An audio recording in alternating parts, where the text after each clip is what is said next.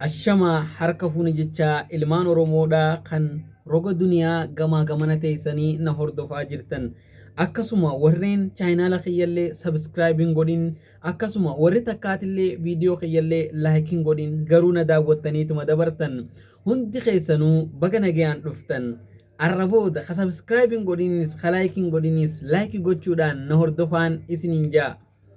Ar'aan tana walaloo gabaabduu takkan qabadhee isiniif dhiyaadhe.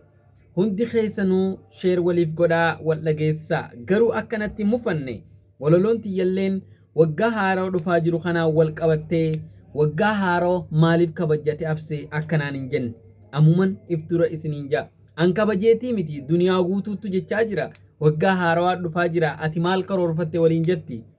hundi isiidhaa roga duniyaadhaa kan gamas teessee Awurooppaa fi Ameerikaa Afrikaa fi Eeshiyaa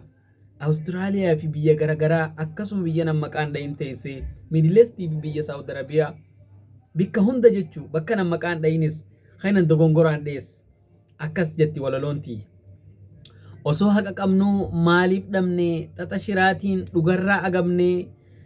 haqan qalamnee maaliif saamamna haqan qalamnee maaliif saamamna hanga yoom ulee alagaatiin reebamna yaa kan Oromoo ukkaamsuuf bololu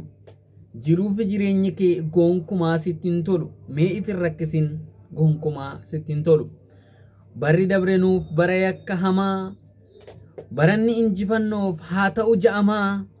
akkasuma miti barri tokko qaaree barri biraa dhufaa barri tokko qaareet barri biraa dhufaa imalliin dhaabbatu deemsi itti fufaa akka dhuunfaa qofatti osoo hin taane akka sabatti hoo maal karoorfanne maaliif maal harkannee maal dhabne if gaafachuu namuu akka hin dagan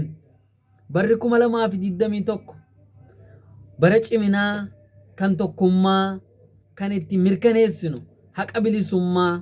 akka nuuf ta'u haa jabaannuu qabsotti bilisummaan hin dhuftuu beekii akka laayyotti barri 2020 Oromoodhaaf bara gurraacha akka cileedhaa ture ammaaf baga bara haaraa bara 2020 takka geessan jechaa barri kun bara injifannoo kan haqni Oromoo itti mirkanaa'u nuuf haa ta'u isiniin jechaa kan walaloo kan inni qopheesses Saaphalloo Kadiir akka ta'e asumaan isiniidhaaf mirkaneessaa hundi keessanuu warri na hordoftanii walaloota na dhaggeeffattan sheer gochuu akka hin dagan isiniin jechaa kan guyyaatis guyyaa gaarii jechaa kan halkaniitis halkan gaarii jechaa asumaan nagayaan naa turaan isiniin jaa turtii gaarii.